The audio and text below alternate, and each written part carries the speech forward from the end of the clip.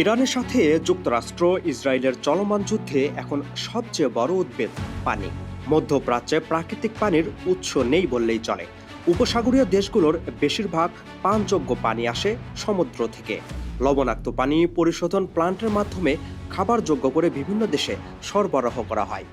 এ পানি শুধু পান করার জন্য নয়, হাসপাতাল, শিল্প কারখানা, বিদ্যুৎ উৎপাদন সবকিছুই নির্ভর করে এর ওপর। এই তালিকায় প্রধান 6টির দেশের মধ্যে রয়েছে সৌদি আরব, সংযুক্ত আরব আমিরাত, কাতার, বাহরাইন, কুয়েত ও ওমান। যুক্তরাষ্ট্রের প্রেসিডেন্ট ডোনাল্ড ট্রাম্প আলটিমেটাম দিয়ে বলেছেন, ইরান যদি হরমুজ প্রণালী খুলে না দেয় তাহলে তারা ইরানের বিদ্যুৎ কেন্দ্রগুলো ধ্বংস করে দেবে। এর মধ্যে যুক্তরাষ্ট্রের মেরিন বাহিনীও ওই অঞ্চলের দিকে অগ্রসর হচ্ছে।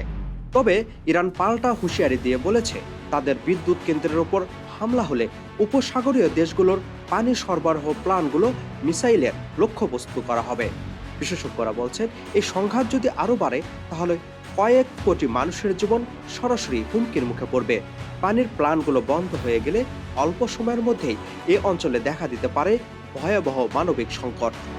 এদিকে পারমাণবিক বিদ্যুৎ কেন্দ্রে হামলা চালানো হলে হরমুজ প্রণালীও সম্পূর্ণ বন্ধ করে দেওয়ার হুঁশিয়ারি দিয়েছে ইরান।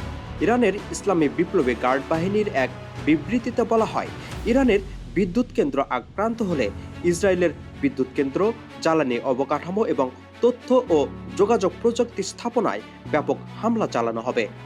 বিশেষজ্ঞরা বলছেন, এই যুদ্ধ এখন শুধু সীমান্ত বা রাজনীতির নয়, মানুষের বেঁচে থাকার লড়াইয়ে পানি ও জ্বালানি দুটোই এখন ঝুঁকির মুখে। আপেল মাহমুদ, ঠিকানা নিউজ ডেস্ক, নিউ ইয়র্ক।